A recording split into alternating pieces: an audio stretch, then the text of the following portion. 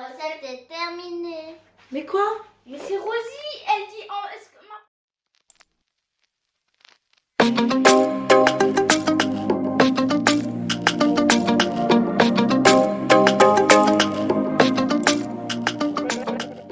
Hello la famille. Bienvenue sur notre chaîne. Yaya, j'aime trop la poire. Et si on faisait une tarte aux poires, Amandine? Ah, c'est bon. À tout de suite. Il nous faut Du beurre, du sucre glace et de la poudre d'amande. des œufs et de la farine. Mettez le beurre mou dans le robot pâtissier et travaillez-la pendant 5 minutes. Puis rajoutez sucre glace. Vous mélangez jusqu'à ce que le sucre glace disparaisse. Puis ensuite, vous rajoutez la poudre d'amande. Vous faites la même chose avec les œufs, vous mélangez. Et à la dernière étape, vous rajouterez la farine afin que la pâte prenne bien en fait, soit souple et se décroche du robot pâtissier. Cette étape peut durer 10 à 15 minutes.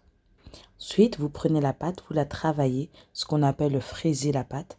Vous la mettez en boule et puis vous la mettrez dans un film transparent et vous la mettez au frais entre 1 heure à 2 heures, le mieux la veille.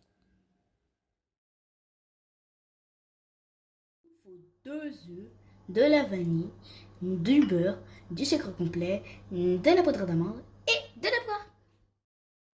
Pendant ce temps, vous mettez le beurre dans le saladier, puis vous travaillez le beurre. Vous rajoutez le sucre complet, vous mélangez jusqu'à ce que la préparation devienne crémeuse. Puis, vous allez rajouter l'œuf un par un et vous allez commencer à travailler chaque étape, en fait, chaque œuf, pour bien l'incorporer dans la pâte. En dernier lieu, vous allez rajouter la poudre d'amande qui va donner de la consistance à la pâte. Et enfin, vous allez rajouter les 2 cuillères à café de liquide vanille pour donner du goût à la pâte.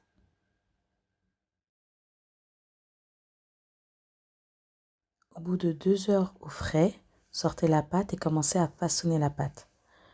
Vous faites à chaque fois des demi-tours pour que la pâte évite de s'accrocher au tapis.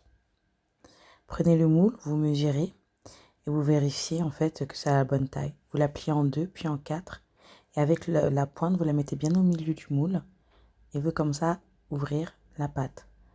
Et ensuite vous taponnez bien au fond du moule pour que la pâte s'accroche bien au moule qui est beurré et fariné. Et après avec un rouleau, vous découpez l'excédent de pâte. Rajoutez de la crème et mettez bien la crème tout au fond du moule. Et puis rajoutez les poires, l'étape que j'ai oublié de mettre et de filmer.